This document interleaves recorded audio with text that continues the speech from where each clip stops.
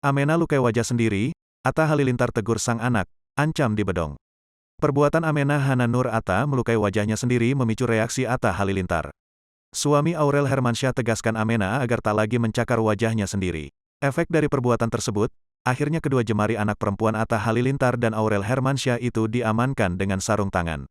Hal tersebut diketahui dari pantauan banjarmasinpost.co.id dalam Instagram Stories @Atta Halilintar pada Jumat, tanggal 22 April tahun 2022. Atta Halilintar menyoroti wajah Amena yang jadi merah-merah efek kelakuan sang anak sendiri. Terekam, bayi berumur 2 bulan itu terbaring di kasur kecilnya tersebut dengan mode terdiam sambil mendengarkan celotehan ayahnya.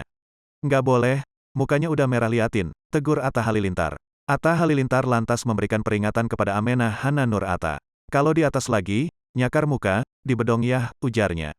Ingat diem oke lihat tuh mukanya udah merah semua udah berdarah kemarin tuh luka diem aja udah, imbu Atta. Atta juga membeberkan bila wajah Amena sempat terluka hingga berdarah gegara kelakuannya sendiri.